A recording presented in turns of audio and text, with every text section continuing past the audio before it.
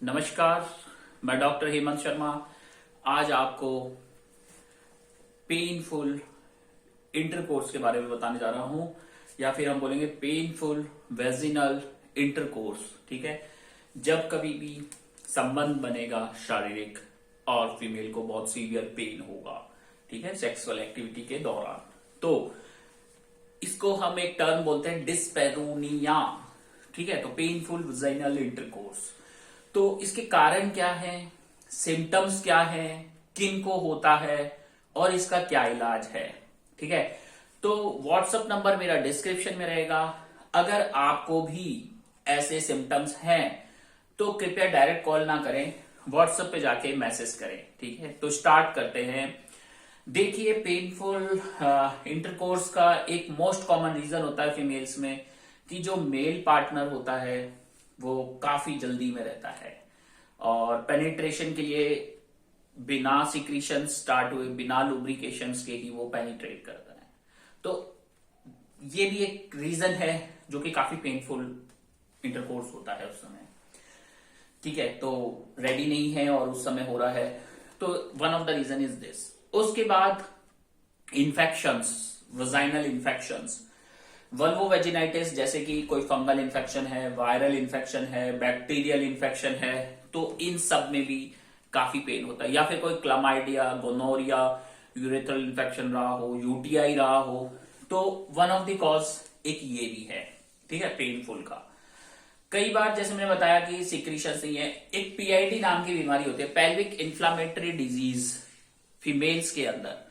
उसमें होता है जैसे सर्विसाइटिस है, एंडोमेट्राइटिस है, ट्यूबो ओवेरियन एब्सेस है, कॉम्प्लिकेशंस। तो ये भी एक कॉज होता है पेनफुल इंटरकोर्स का। उसके अलावा एंडोमेट्रियोसिस, इसमें क्या होता है, जो मेंस्ट्रुअल साइकिल होती है वो रिवर्स हो जाती है, रिट्रोग्रेड, और वो एब्डोमेन में जाके डिपॉजिट्स होते हैं, तो वो काफी पेन प्रोड्यूस करता है, एंडोमेट्रियोसिस। ठीक है, तो एक कारण ये भी हो सकता है जो कि पेन का है। या फिर आप कोई ऐसे ड्रग्स यूज कर रहे हो जिनका साइड इफेक्ट हो, तो वो भी पेनफुल वेजाइनल इंटरकोर्स होता है। और कुछ केसेस में वेजिनिसमस एक डिजीज होती है जिसमें क्या है, वेजाइनल हार्डनेस हो जाता है, एकदम स्टिफन हो जाती है। कॉमन है ये, कई बार रूल आउट नहीं हो पाता है, तो उस केस में इंटरकोर्स पॉसिबल भी नहीं होता। अगर होता है तो फिर काफी पेनफुल होता है। तो ये सब बेसिक रीजंस हैं जिसकी वजह से पेन डेवलप होता है। ठीक है, कई बार ट्यूबरकुलोसिस भी हो सकता है, पर दैट इज रेयर, वो रेयर है।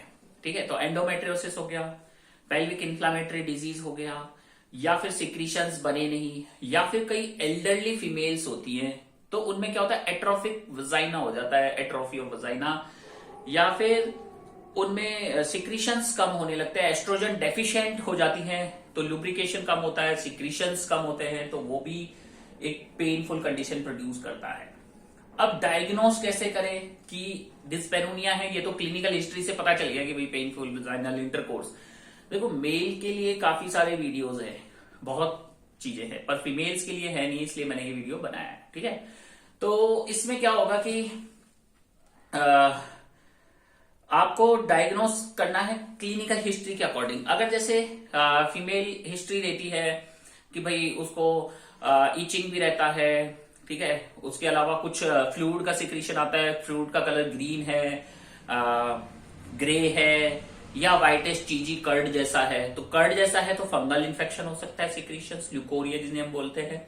उसके अलावा अगर जैसे ग्रीनिश है तो बैक्टीरियल हो सकता है, ग्रेइश है तो ट्राइकोमोनल हो सकता है। ठीक है, तो ये सारी चीजें हैं। इन्वेस्टिगेशन में सीबीसी करके देखेंगे, एस्ट्रोजन लेवल देख सकते हो सकता है एस्ट्रोजन लेवल कम हो फीमेल का, या फिर वो साइकोलॉजिकली मेंटली प्रिपेयर नहीं हो, वो सारी चीजें भी इसमें एक फैक्टर होता है। ठीक है, तो ये हो गया। उसके अलावा सोनोग्राफी करा सकते हो, अल्ट्रासोनोग्राफी, हैंडो पीआईडी रूल आउट करने के लिए। ट्रांसवेजाइनल मैरी हो गया तो ट्रांसवेजाइनल अल्ट्रासोनोग्राफी।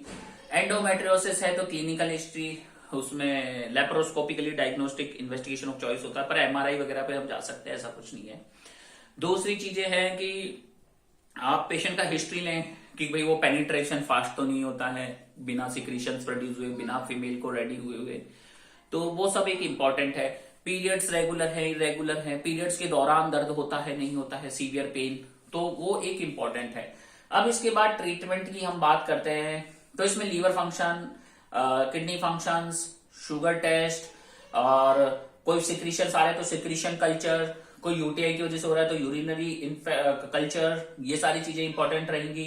एस्ट्रोडियोल लेवल्स आप देख सकते हैं, रूल आउट करेंगे पीआईडी है या नहीं है, एंडोमेट्रियोसिस है या नहीं है, तो वो सारी चीजें आपको रूल आउट करनी है। ठीक है, इन्फेक्शन रूल आउट करने हैं, कोई ट्रॉमा तो नहीं है, कोई अल्सर्स तो नहीं है, कोई एसटीडी तो नहीं है। एसटीडी मतलब जैसे कि गोनोरिया, क्लमाइडिया, उसके अलावा हर्पीस वगैरह वायरस इन्फेक्शन तो नहीं है। ठीक है, कोई सिफिलिस तो नहीं है। ये सारी चीजें आपको रूल आउट करनी पड़ेगी पेशेंट की। एचआईवी तो नहीं है, हेपेटाइटिस बी सी वायरस वगैरह तो नहीं है। तो कुछ चीजें क्लिनिकल हिस्ट्री से कोरिलेट करें, मल्टीपल पार्टनर का हिस्ट्री तो नहीं है।